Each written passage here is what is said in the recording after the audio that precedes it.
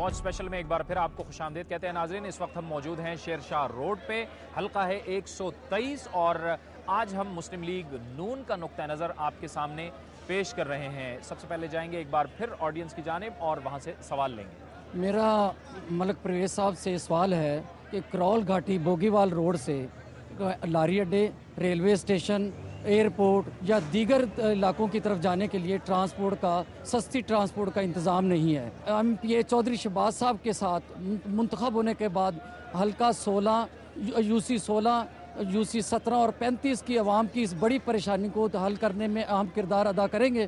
ملک صاحب, بوگیوال سے سستی لوکل ٹرانسپورٹ کا ارینجمنٹ کریں گے, نہیں کریں گے, کیا کریں گے؟ دیکھیں, یہ ٹرانسپورٹ کا مسئلہ پورے لاہور میں ہے. اس میں ہم نے اربن ٹرانسپورٹ کا ایک نیا نظام شروع کیا ہے پنجاب حکومت نے, جس میں لاہور ٹرانسپورٹ کمپنی بھی بن چکی ہے.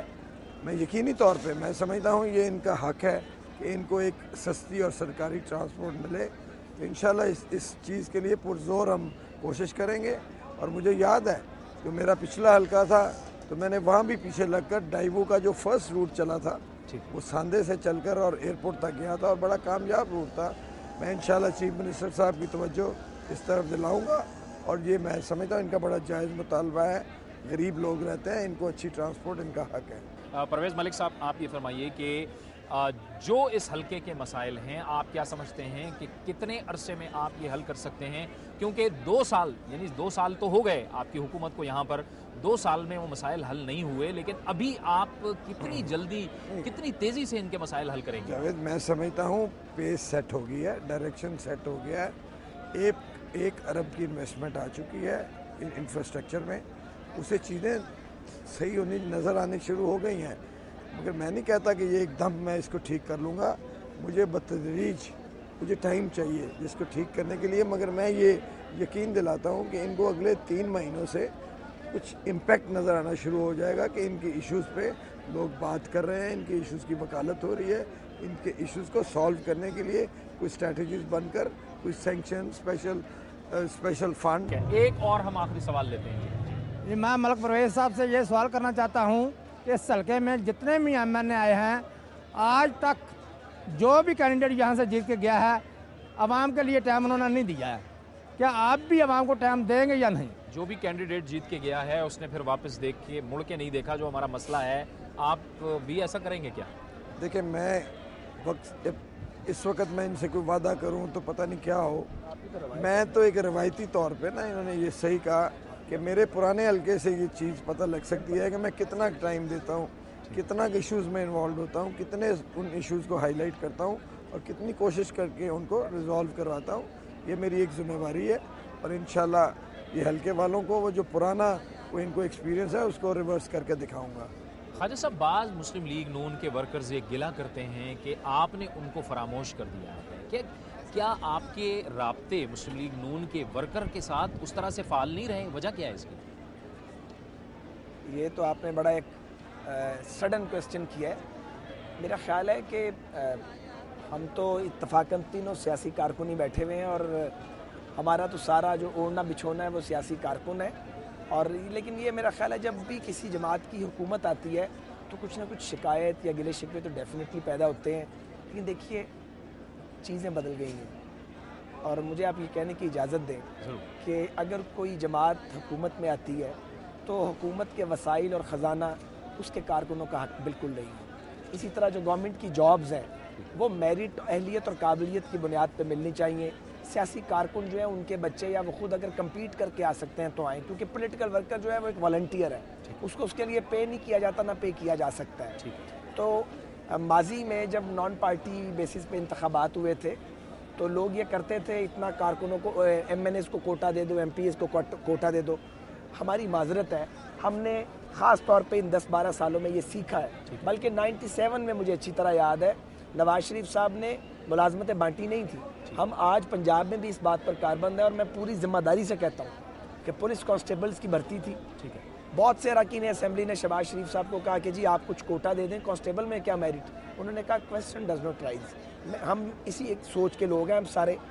تو بعض اوقات کوئی پولیٹیکل ورکر ناراض ہوتا ہے جس نے قربانی دی ہے، دھکے کھائے ہیں، ٹھیک ہے، ان بے روزگاری تو ہے نا، غربت ہے، لیکن ہم صرف سیاسی جدوجہد کی بنیاد پہ لوگوں کو نواز نہیں سکتے۔ ٹھیک ہے، ٹھیک ہے جی ملک صاحب۔ ہماری پالیسی جو ہے نا کہ اس وقت ہم چاہتے ہیں پورے ملک میں خوشحالی آئے، پورے ملک میں جب یہ چیزیں بہتر ہوں گی تو یقینی طور پہ پھر ان لوگوں کو وہ بینیفٹس بھی ملیں گے سب کے ساتھ، اور ایک سب کے ساتھ ملیں گے، اور یہ لوگ سمجھتے بھی ہیں کہ جی میگا ایشوز پہ میاں نواز شریف لگے ہوئے ہیں، ان کو اگر ریزالو کروا لیں گے، ان کو بہتر انداز میں کر لیں گے، ملک میں خوشحالی اور پراسپیرٹی آئے گی تو اس کے اثرات ڈیفینیٹلی، یہ ہماری اپروچ ہے۔ اور انہوں نے ابھی جو کہا ابھی ایجوکیٹرز بھرتی ہونے تھے، 37,000 ایجوکیٹر، بہت بڑی تعداد تھی۔ ٹھیک ہے، ہم قسمیاں کہہ سکتے ہیں کہ ایک بھی وداؤٹ میرٹ نہیں ہوا، کیونکہ ہم نے کہا کسی نے نیکسٹ جنریشن کو ایجوکیٹ کرنا ہے تو لہٰذا کم از کم ان چیزوں میں میرٹ کو ہم کمپرومائز نہیں۔ چودھری شہباز صاحب، آپ چونکہ ایم پی ہیں اس حلقے سے، اگر ملک صاحب الیکٹ ہوتے ہیں اور قومی اسمبلی میں جاتے ہیں، یہاں کے جو مسائل ہیں کس طرح سے آپ کوآرڈینیٹ کریں گے ان کے ساتھ تاکہ یہ جو محرومیاں ہیں، یہ جو مسائل ہیں، یہ ختم ہو فوری طور پر؟ 8 سال پہلے علاقہ ہمارا محروم کا شکار تھا اور 2 سال سے جس سے الیکشن نہیں ہو سکا، انشاءاللہ ملک صاحب کے آنے سے جو مسئلے ہیں اللہ نے چاہا تو انشاءاللہ بہتر صورتحال ہوگی، مسئلے لوگوں کے ہم حل کریں گے، کیونکہ ملک صاحب پہلے بھی ایک ورکر، سیاسی ورکر ہیں اور 2 دفعہ لاہور سے میں رہ چکے ہیں، تو سینئر پولیٹیشین ہیں، تو میرا خیال ہے کہ آنے سے ہمارے حلقے کے جو مسئلے ہیں انشاءاللہ بہتر طریقے سے حل ہو سکیں۔ اچھا جی، اس میں یہ ہے نا کہ شہباز کا گراؤنڈ لیول پہ بہت legwork ہے، لیگ ورک ان روڈز ہیں، اور اسی طرح جو دوسرے ایم پی اے صاحب ہیں ان کا بھی لیگ ورک ہے، تو میں سمجھتا ہوں مجھے بہت بڑی سپورٹ ملے گی کہ ایشوز ان کو پتہ لگیں گے، کہ فیلڈ ورک میں ان کو فیس کریں گے، میں ان کو فیسیلیٹیٹ کرنے کے لیے اپنے ریسورسز استعمال کروں گا، اپنی قیادت کے ساتھ اس کو زیادہ ابھاروں گا۔ میں دوسری ڈپارٹمنٹل جو ایسی انٹرنیشنل ایجنسیز بھی ہیں ہم ان کی بھی اٹینشن اس طرف لے آئیں گے، سیڈا کو انوالو کر لیں گے ایجوکیشن۔ اچھا، ایم پی ایس تو آپ کے تھے، ایم این اے آپ کے نہیں تھے، یعنی میں آپ کو یہ خواجہ صاحب سے میں آپ سے پوچھنا چاہوں گا ایک سوال کہ این اے 55 میں بھی آپ کے خلاف یہی گلا تھا کہ آپ وہاں پر کینڈیڈیٹ باہر سے لائے مخدوم جاوید ہاشمی صاحب اور وہ پھر وہاں سیٹ چھوڑ کے چلے گئے۔ این اے 123 میں بھی یہی مسئلہ ہوا کہ مخدوم جاوید ہاشمی صاحب یہاں آئے لیکن وہ یہاں سے چلے گئے اور انہوں نے اپنی سیٹ کو آپٹ کیا۔ خواجہ صاحب، آپ نہیں سمجھتے کہ اگر آپ وقت پہ یہاں پر کسی مناسب کینڈیڈیٹ کو ٹکٹ دیتے اور یہاں سے وہ ایم این اے منتخب ہوتے تو یہ عمل جو آج ہم جن مسائل کی بات کر رہے ہیں یہ 2 سال پہلے ہی ختم ہو چکا ہوتا؟ ہمارا قصور کوئی نہیں، یہ بھی میں ثبوت دلیل سے ثابت کروں گا۔ جی سر، آپ کو اچھی طرح یاد ہوگا کہ یہ 2007 سپٹمبر میں آئے تھے میاں صاحب جب لینڈ، 25 کی رات کو آئے تھے، فجر کی نماز تک ہم جلوس میں تھے، ٹکٹوں کے ڈیسیژن ٹرک کے اوپر ہو رہے تھے کیونکہ ہماری قیادت کا راستہ روکا ہوا تھا، مارشلوں نے بیریئر لگایا ہوا تھا اور ہمارے پاس فیصلے کرنے کے لیے چند گھنٹے تھے، وہ بھی ایک ٹرک پہ جس میں جلوس کی قیادت کی جا رہی تھی اور اگلا دن آخری دن تھا کاغذات نامزدگی جمع کروانے کا۔ تو اگر ہمارے پاس ٹائم ہوتا تو ہم 92 ایم این ایز ہوتے، ہم 192 ہوتے پاکستان میں۔ اس لیے یہ بوجھ اور بار ہمارے اوپر نہیں آتا، یہ اس مشرف پر ہے جو بھاگ گیا پاکستان سے۔ اگر ہمیں لیول پلینگ فیلڈ ملتا، ہم کیمپین بھی بہتر کرتے، امیدوار بھی زیادہ انسٹال کرتے اور پھر شاید ایک حلقے سے ایک امیدوار ہوتا، ایک شخص کو 4 جگہ الیکشن نہ لڑنا پڑتا۔ جی بہت بہت شکریہ خواجہ سعد رفیق صاحب، بہت بہت شکریہ پرویز ملک صاحب آپ کا بھی، چودھری شہباز صاحب آپ کا بھی۔